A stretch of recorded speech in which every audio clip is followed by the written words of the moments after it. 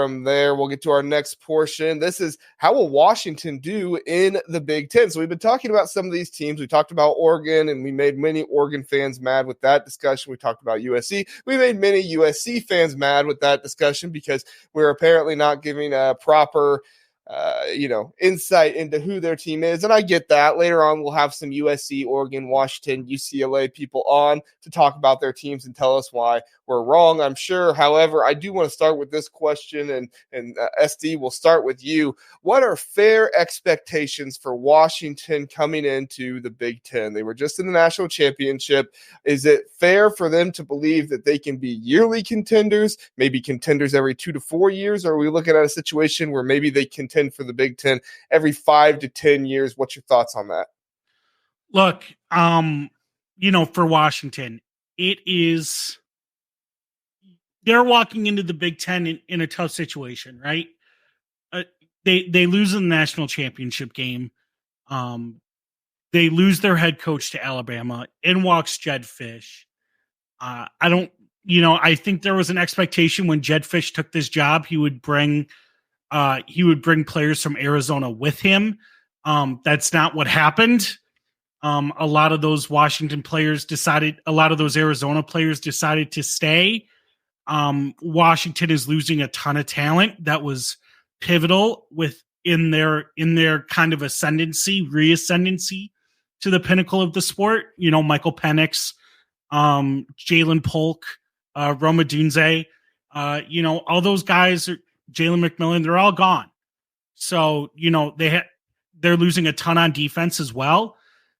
I don't know what, yearly contenders. I'm not sure. I think that depends on what the appetite is at Washington for NIL post Kalen DeBoer.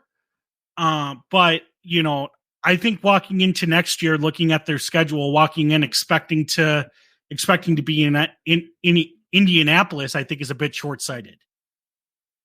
Yeah, that's interesting to think about next year, especially considering they've lost even more talent than Michigan has after this year. I think they have similar returning production. However, I would say the talent pool of Michigan, obviously they won the national championship, was greater, and Michigan was able to play some of their younger guys to the point to get them experience. Zach, your thoughts on Washington, yearly contenders every 2 to 4 years, 5 to 10 years? What do you think? I think, to put it in context, Washington has done better with a big time head coach, which is like, well, duh, Zach. But I think, to put it in context, Chris Peterson did pretty well. I think he was like 60-30, something around there, 56-33, something like that. Kalen DeBoer was amazing, 25-3. And then after that, it's a lot of mid to bad. And that includes Steve Sarkisian, where his best season, I believe, was 9-4. He had a lot of 7-6 seasons in there. And then he left for USC. Rick Neuheisel had a good year. They went to the Rose Bowl. But if you look at their conference championships in the Pac-10/12, in the past 25 years, they've won 4. 2000, 2016, 2018, 2023. I think there's a lot of recency bias because they've had a couple of really great head coaches in Kalen DeBoer and Chris Peterson. So I think a lot of people might assume that, they're easily a top 5 team in the conference and will compete immediately. SD makes a great point. Like, their entire offense is gone. And I think, to add on to that, I think maybe the program expectation is probably a little too high to say that they're going to compete every couple of years. I think once every 5 to 7 years would be a great accomplishment. And again, I'm sure if Husky fans are watching, they're like, what is this guy talking about? But the reality is, they've won those conference championships in an era where USC has been down, where Utah has been really the competing program, them and Oregon. And so, it hasn't been a super strong conference, and that's when they've been able to elevate. And it's because they've also had superior coaching. So I have a hard time seeing them being a perennial contender, But I think with the right coach, which I don't think Jed Fish is the right coach, by the way, but I think if they get the right coach, they can certainly compete every 5 to 7 years. But I think that is the expectation. Yeah, no, I mean that what you're saying to me is a lot of my thoughts. We have some good comments here before we get to Mike really fast. Jackson says, I think Washington will do fine with Jed Fish. I think fine is kind of that 5 to 10 is what you're talking about there.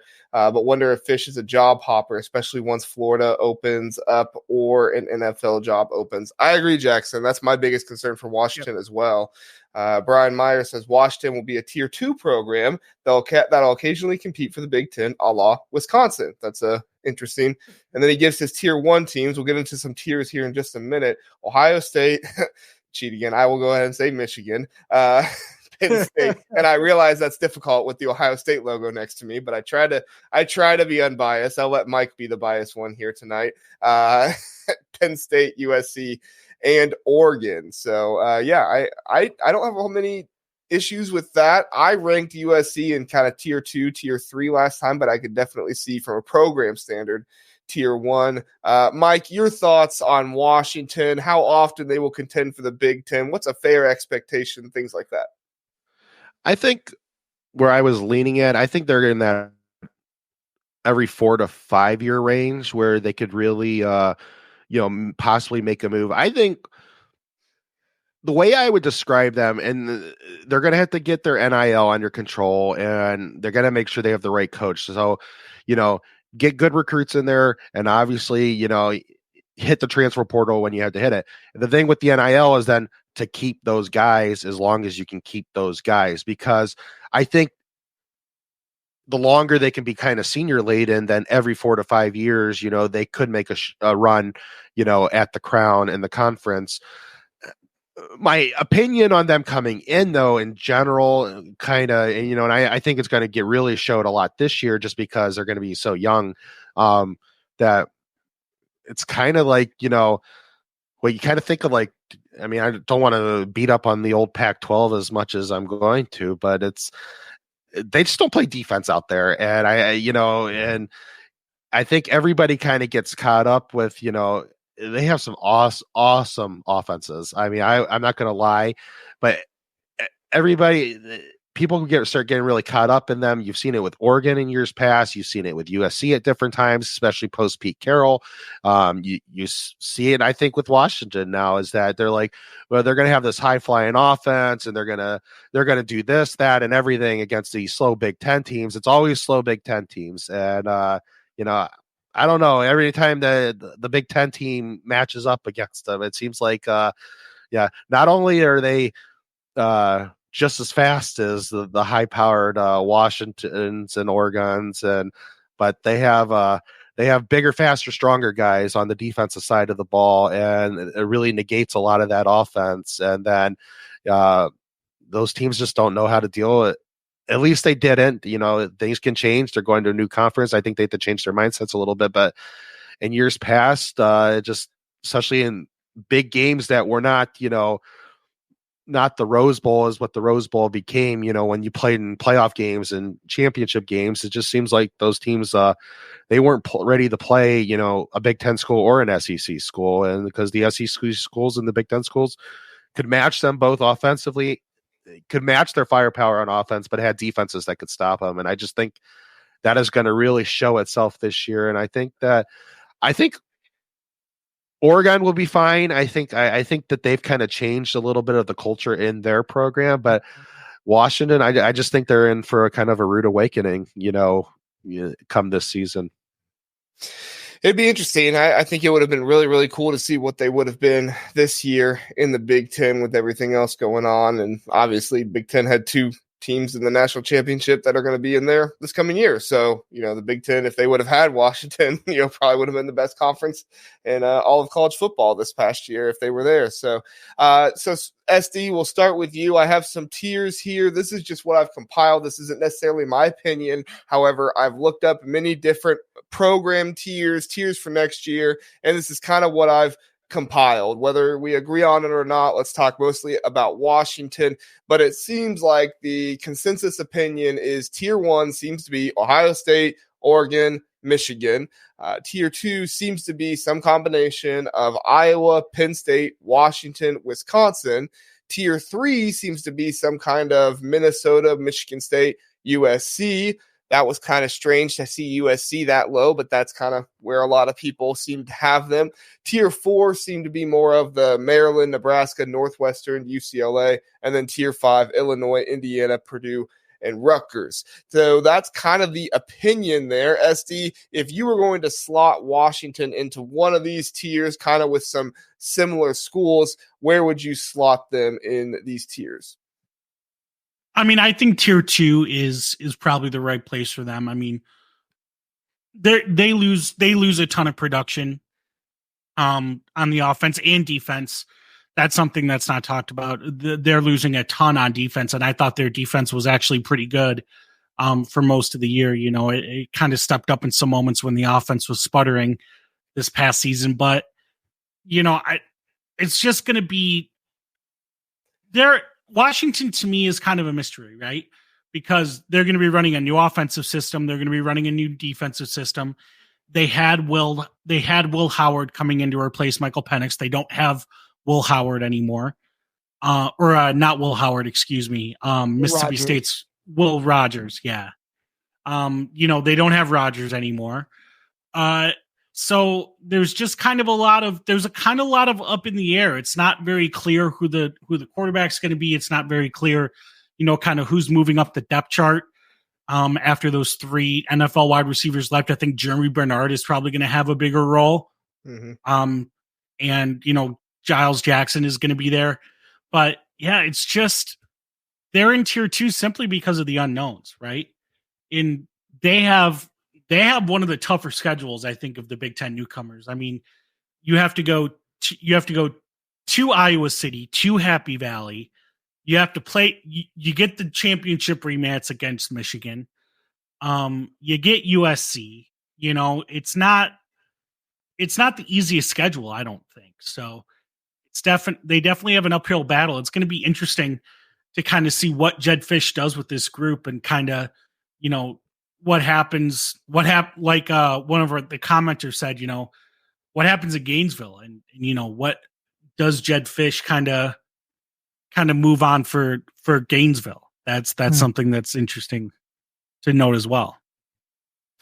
Yeah, I think you're right. I think, you know, definitely think about that tier 2 area there, but they are kind of dependent on the right coach, and everybody knows that hiring the right coach is a more difficult thing than other times. And so I don't know how Washington fixes that, whether they increase their salary or whatever it might be, but coaches do seem to go from there. But that's also, you know, because coaches are doing well there. So Zach, your thoughts on the tier system for Washington? Try to give it to me a little quick here.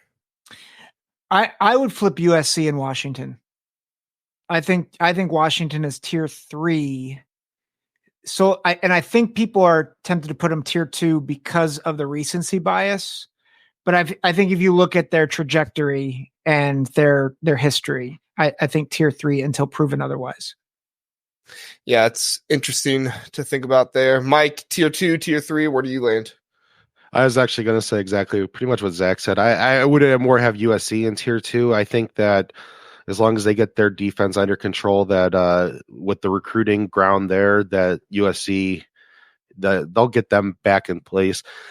I'm kind of mixed between 2 and 3 with Washington. I think it could kind of go either way. So I'll say 3 for right now. I think that we'll see how they do after this year. I think this year will be a little rough on them, but so I'll say 3 for now. Watch Washington win the Big Ten, and we're like, oh, remember all that time that we were like, they're going to be awful. Yeah. Scott's telling us here, Will Rogers is still at Washington. He didn't transfer. Did somebody say that he was? I did. I assumed that he had transferred. Oh, okay. I didn't hear that. Sorry. I mean, I thought he went back in and then he came back. So yeah, following the transfer portal is nearly impossible. There were several players who dipped in, and Will Rogers was one of them, but then he came back out, and that was after he transferred in from Mississippi State. So okay. Yes, thank you for correcting us there, Scott. And then Dave, I wanted to pull this up. I think that every Pac-12 team is going to have a hard time in the Big Ten for a couple of years, with the exception of UCLA. We'll probably go a lot longer than just a couple years. Okay, when I first read that, I thought he was going to say that UCLA will be the best, and I was like, "Whoa, I don't know." Okay, glad you clarified that. Big Deshaun Foster guy we got in the house. Yeah. I think Oregon is going to be a tough out. Oregon's going to do the best, I think, out of all of them right away. Yeah, I think Oregon. I'm expecting them to be pretty good this year. My prediction right now is Oregon and Ohio State in the Big Ten championship. That's my no bias at all, right? So no bias, definitely not. Yeah. Like we would have Ohio State in the Big Ten championship game, huh? Yeah, exactly. Listen to the Big Ten Huddle. Please do like and subscribe. We appreciate that. If this was your first time listening, we are the Big Ten Huddle. We cover all things Big Ten football and basketball. We have a long episode every Sunday, Tuesday, and Wednesday night, all at 9 o'clock. So come in, check us out, get in the chat, let us know what you're thinking. We would love to have you join us and learn more about the Big Ten.